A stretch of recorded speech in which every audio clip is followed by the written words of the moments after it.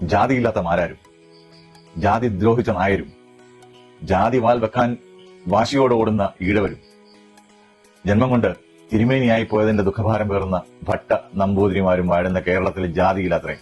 എനിക്ക് ചിലത് പറയാനുണ്ട്. നമസ്കാരം, ഞാൻ സജിത് സിംഗ്. ഇൻസ്റ്റാഗ്രാം ചാനലിലേക്ക് സ്വാഗതം. കേരളത്തിലെ ജാതിയുടെ ചരിത്രം പറയുന്നതിന് മുൻപായി ഒരു ഡിസ്ക്ലൈമർ എടുത്തോടെ. കേരളത്തിലെ ഇന്ന് നിലവിലിരിക്കുന്ന ഒട്ടുമിക്ക ജാതികളിലും വളരെ അടുത്ത ബന്ധുമിത്രാദികളും സുഹൃത്തുക്കളുമുള്ള ഒരു വ്യക്തി എന്ന നിലയ്ക്കും, നാട്ടിൽ നിന്ന് നിലവിലിരിക്കുന്ന ഒരു ജാതിയോടും യാതൊരുവിധ പ്രതിബദ്ധതയും ഇല്ലാത്ത ഒരു മനുഷ്യനെന്ന നിലയ്ക്കും എനിക്ക് ഒരു ജാതിയെയും ഒരു മതത്തെയും ഇകഴ്ത്തിക്കാട്ടുക എന്റെ ഉദ്ദേശമല്ല. ആയതുകൊണ്ട് തന്നെ ഏതെങ്കിലും രീതിയിൽ ആർക്കെങ്കിലും എന്റെ വാക്കുകളിൽ ഒരു ബുദ്ധിമുട്ട് തോന്നുന്നെങ്കിൽ ക്ഷമിക്കുക. ഞാൻ നിങ്ങളെ വേദനിപ്പിക്കാൻ ഉദ്ദേശിച്ചിട്ടില്ല. ആരാർക്കറിയാത്ത ചില കാര്യങ്ങളുണ്ട് കേരളത്തിൽ. ശ്രദ്ധിച്ചു കേട്ടോളൂ, ഞാൻ പറഞ്ഞു തരാം. നിങ്ങൾ ആരെയാണ് പൊട്ടനാക്കാൻ ശ്രമിക്കുന്നത്? കേരള സമൂഹത്തിന് മുഴുവൻ പൊട്ടനാക്കാമെന്നാണ് നിങ്ങൾ കരുതുന്നത്?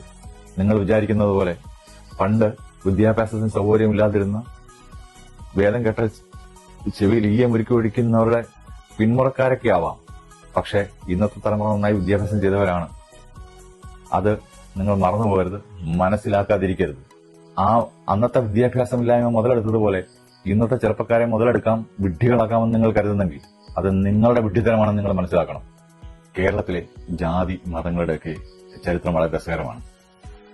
ഇന്ത്യയിലൊരിടത്തും ജാതി മതങ്ങളുടെ ആവിർഭാവ കാലത്ത് കേരളം ഇന്ത്യയുടെ ഭാഗമായിരുന്നില്ലെങ്കിൽ കൂടി ഇന്ത്യയിലൊരിടത്തും കണ്ടുവരാത്ത, അല്ലെങ്കിൽ മറ്റ് ഭൂഭാഗങ്ങളിലുള്ള ജാതി മതങ്ങളിലൊന്നും ഇല്ലാത്ത തരം വ്യത്യസ്തമായ ഒട്ടനവധി രസകരമായ ആചാരങ്ങളും അനുഷ്ഠാനങ്ങളും ഒക്കെ നടന്ന സ്ഥലമാണ് കേരളം. ഇവിടെ നിങ്ങൾക്ക് എല്ലാവർക്കും അറിയാം, കേരളം എന്ന ഭൂവിഭാഗത്തില് ചാതുർവർണ്ണത്തിന് യാതൊരു സ്കോപ്പും ഇല്ലാതിരുന്ന സ്ഥലമാണ്. ഇവിടെ ക്ഷത്രിയനെ സൃഷ്ടിക്കാൻ വേണ്ടി സ്വർണ്ണപാത്രത്തിൽ അടച്ചു വെച്ച് പുറത്തിറക്കി ശൂദ്രനെ ക്ഷത്രിയനാക്കിയ സ്ഥലമാണ് കേരളം. ഇതുപോലെ ഒട്ടനവധി രസകരമായ ആചാരങ്ങളും അനാചാരങ്ങളും നടന്നുപോയൊരു ഭൂമിയാണിത്. അതിനെയൊക്കെ അതിജീവിച്ചവരാണ് ഇന്നിവിടെ കാണുന്ന സമൂഹം, അല്ലെങ്കിൽ ഇന്നിവിടെ കാണുന്ന സമൂഹത്തിന്റെ മുൻ തലമുറക്കാർ. ആ ഒരു സമൂഹത്തിന് മുൻപിലേക്കാണ് ജാതിയില്ലാ വാദവുമായ ജാതിവാൽക്കാർ ഇറങ്ങിത്തിരിക്കുന്നത്. രസകരമാണത്, വളരെ രസകരമാണ്.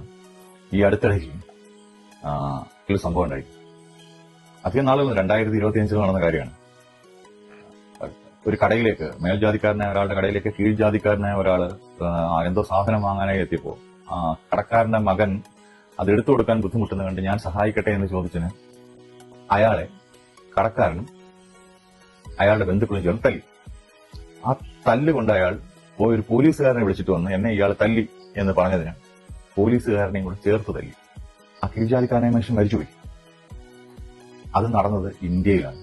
അത് ഈ കേരളത്തിൽ നടക്കാതിരിക്കുന്നതിന് കാരണം കേരളം നേടിയെടുത്ത വിദ്യാഭ്യാസമാണ്. നമ്മൾക്ക് മുന്നേ കടന്നുപോയ മഹാരഥന്മാര് നടത്തിയ നവോത്ഥാന പ്രക്രിയകളാണ്. ഇത് ഇവിടെ ഒരു അയ്യങ്കാളിയോ ഒരു ശ്രീനാരായണ ഗുരുവോ തുടങ്ങി വെച്ചതല്ല. ശ്രീനാരായണ ഗുരുവിന് 3 വയസ്സുള്ള കാലത്ത്, ശ്രീനാരായണ ഗുരു എഴുത്തുപള്ളിയിൽ അഭ്യാസം പഠിക്കാൻ പോയി തുടങ്ങുന്ന കാലത്ത് കേരളത്തിൽ ഒരു അബ്രാഹ്മണൻ ഒരു അമ്പലം സ്ഥാപിച്ചിരുന്നു.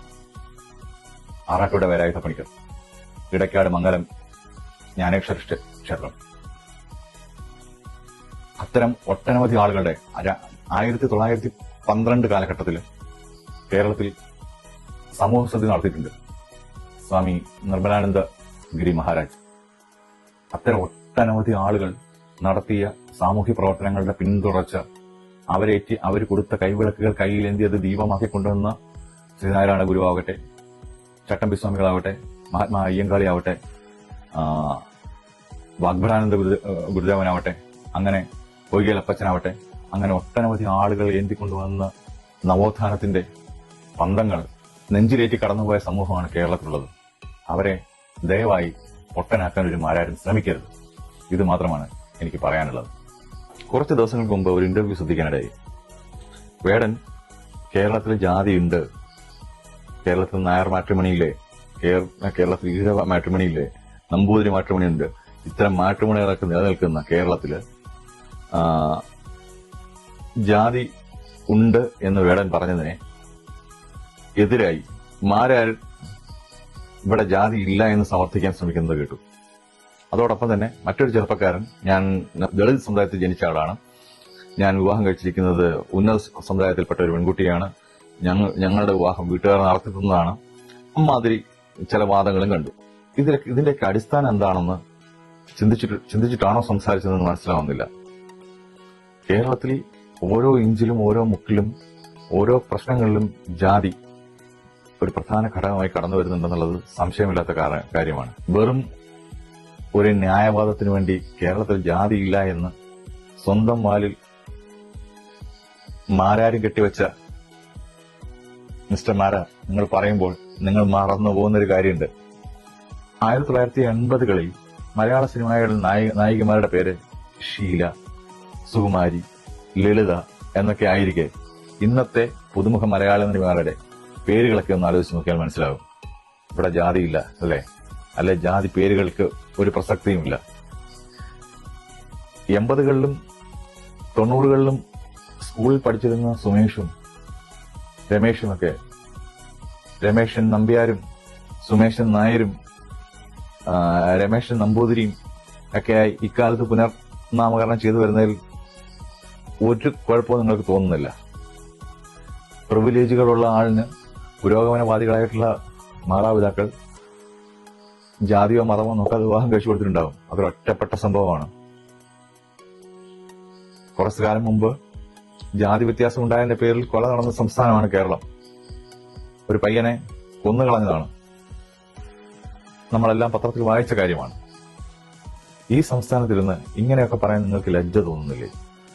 തുടർന്നും സമകാലിക വിഷയങ്ങളും പുതുമയുള്ള കണ്ടന്റുകളും ഒക്കെ നിങ്ങളുടെ മുന്നിലേക്ക് വരാനായി ദയവായി എന്റെ ചാനൽ സബ്സ്ക്രൈബ് ചെയ്യുക, ലൈക്ക് ചെയ്യുക. വീണ്ടും വരാം. Signing off.